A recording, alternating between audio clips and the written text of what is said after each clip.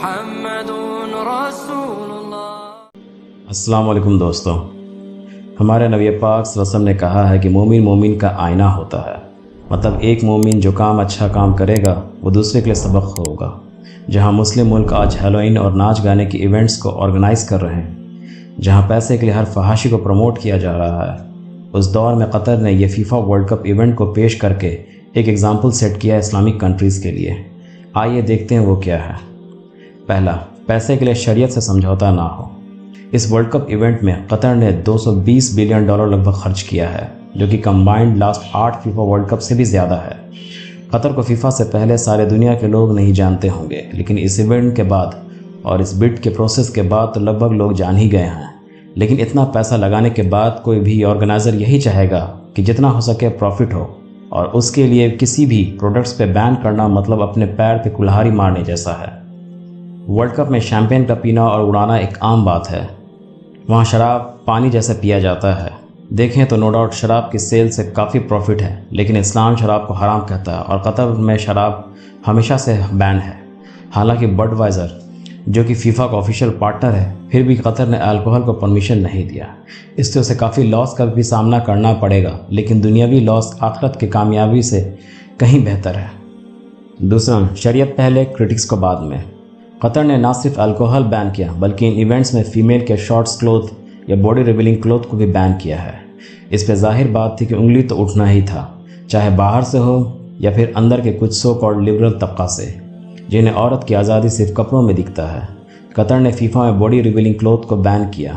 ایسا نہیں کہ انہوں نے نان مسلم لیڈیز کو بھی برقع پہننے کو کہا، لیکن ایسے کپڑے جنہیں ہر مذہب کے لوگ ایک وقت تک تو غلط کہتے تھے، انہیں بین کیا۔ قطر نے نہ صرف باڈی ریویلنگ کلوتھ کو بین کیا بلکہ LGBT کو بھی بین کیا۔ فیفا ورلڈ کپ میں آنے سے LGBT آج دنیا میں عام ہو رہا ہے اور لبرل طبقہ بھی اسے کافی سپورٹ کر رہا ہے، لیکن ایسا پہلے نہیں تھا۔ یہ ایک گناہ ہے جسے تینوں ابراہیمی ریلیجن سے صحیح نہیں کہا ہے، لیکن بڑھتے فحاشی نے اسے ان نیچرل کام کو بھی صحیح کہہ دیا۔ یہ وہ بڑا گناہ ہے جسے لوط علیہ السلام کے قوم نے کیا تھا اور اللہ کے عذاب میں گرفت ہوئے تھے۔ اللہ پاک نے ان پہ عذاب لایا اور آج بھی اس جگہ کو عبرت بنایا۔ بخاری اور مسلم کی روایت میں ملتا ہے کہ نبی پاک صلی اللہ علیہ وسلم نے بھی ایسی جگہ پہ جانے سے منع کیا۔ ایک گناہ جس کے بارے میں تینوں ابراہیمک ریلیجن میں لکھا ہے، کوئی قوم کیسے اسے اجازت دے سکتا ہے؟ تیسرا، ماڈرنائزیشن ٹیکنالوجی سے آتا ہے، نہ کہ غیر شرعی کاموں سے۔ ترقی کے لیے ضروری ہے کہ ہم ٹیکنالوجی میں آگے بڑھیں، نہ کہ کسی کلچر کو اپنانے میں۔ آج جو ترقی یافتہ ملک ہیں انہوں نے اپنے زبان تک کو باقی رکھا ہے، جیسے جاپان، چائنا، رشیا، جرمنی اور بھی کئی۔ یہ ضروری نہیں کہ ڈگری بنا داڑھی ٹوپی کے حاصل کیا جائے، بلکہ یہ ضروری ہے کہ داڑھی ٹوپی کے ساتھ ایک بندہ ہائیسٹ مارک لے کے اچھی ڈگری لے آئے۔ یہ ضروری ہے کہ لڑکی پردے میں رہتی ہوئی اچھی تعلیم حاصل کرے۔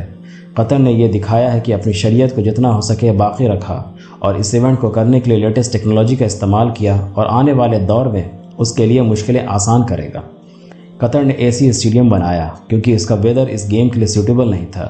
اس نے موونگ اسٹیڈیم بنایا جو کاسٹ کو ریڈیوس کرے گا آگے جا کے۔ اس کے علاوہ موشن سینسر بال میں یوز کیا گیا جو کہ بال کو لائن سے ٹریک کرے گا۔ اس میں semi automated of side technology کا یوز کیا گیا ہے جو کہ پہلی بار فیفا میں یوز ہوا ہے۔ ظاہر بات ہے یہ ٹیکنالوجی کو قطر اسٹڈی کر کے سائنس اور ٹیکنالوجی میں بڑھنے کی کوشش کرے گا۔ چوتھا، اکیلے ہی صحیح کچھ بہتر کرنے کی کوشش کریں۔ قطر کا ریلیشن اس کے پڑوسی ملک جیسے سعودی عرب، UAE سے بہت خاص ٹھیک نہیں ہے۔ قطر کا ٹینشن کچھ اسلامک کنٹریز کے ساتھ کافی زمانے سے ہے، جس سے یہ پتہ چلتا ہے کہ اس سے پڑوس سے کوئی مدد کی امید بھی نہیں ہوتی ہے۔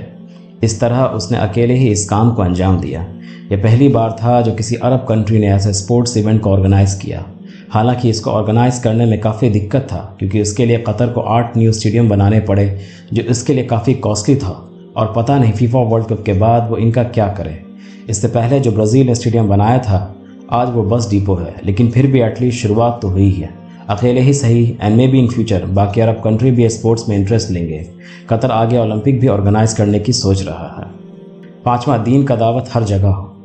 مومن کی خاصیت یہی ہوتی ہے کہ وہ دین کا دعوت دینے والا ہوتا ہے۔ ہمارے نبی پاک صلی اللہ علیہ وسلم کو جب نبوت ملی تو سب سے پہلے کام انہوں نے دعوت دینا شروع کیا، اور باقی صحابہ نے بھی یہی کیا۔ قطر جانتا تھا کہ اتنے بڑے ایونٹ میں لاکھوں لوگ آئیں گے ہر کنٹری سے۔ ان کے سامنے اپنے دین کو 2 طریقے سے پیش کرنا ہے، جیسے وہ متاثر ہوں، پہلا تو اپنے عمل سے اور دوسرا دعوت سے۔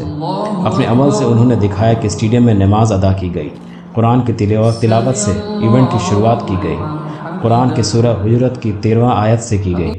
یہ فیفا کی ہسٹری میں پہلی بار ہوا تھا کہ قرآن کی آیت سے شروعات کی گئی۔ مورگن فریمین کے ساتھ ایک شخص کی بات کہ اسلام پیس کے بارے میں کیا کہتا ہے۔ اذان کے وقت میں کنسرٹ کو بھی بند کر دیا گیا تھا۔ یہ ان کا عمل تھا جس سے انہوں نے دکھایا کہ دین کیا کہتا ہے۔ دوسرا، کافی علماء کرام بھی آئے اس ایونٹ میں۔ ہر جگہ علماء کو رکھا گیا تاکہ لوگ اپنے سوال پوچھ سکیں۔ ٹکٹ پہ بارکوڈ تھا جسے لوگ اسکین کر کے دین کے بارے میں جان سکتے تھے۔ ذاکر نائک کو بھی بلایا گیا۔ جگہ جگہ پہ قرآن کی آیت کو لکھا گیا تاکہ آج جو دنیا میں قرآن کو بدنام کرنے کی کوشش کی جا رہی ہے، لوگ اسے پڑھ کے خود سمجھ سکیں کہ قرآن کیا کہتا ہے امن اور پیس کے بارے میں۔ عرب نیشن ایک زمانے تک تیل کی وجہ سے کافی عیش کی زندگی گزر کیے ہیں، لیکن انہیں پتہ ہے کہ یہ ہمیشہ رہنے والا نہیں ہے، اس لیے دبئی ایک ہالیڈے ڈیسٹینیشن بنا۔ سعودی بھی اسی نقش و قدم پہ چل رہا ہے اور قطر بھی اس میں پیچھے نہیں ہے، لیکن قطر نے تھوڑا الگ کیا ہے۔ قطر نے انٹرنیشنل پہچان بنانے کے لیے اسپورٹس کا سہارا لیا ہے، لیکن جیسا جانتے ہیں جب انٹرنیشنل ایونٹ ہوتا ہے تو پھر شریعت ایک کونے میں رہتا ہے۔ لیکن قطر نے کوشش کیا ہے کہ دین اور دنیا دونوں لے کے چلے۔ آج مسلمان سے بھی یہی چاہا جا رہا ہے کہ وہ دین اور دنیا دونوں میں ترقی کرے جیسا صحابہ نے کیا تھا۔ آپ کی کیا رائے ہے قطر کے اس ایونٹ سے؟ کمنٹ میں بتائیے گا۔ اللہ حافظ۔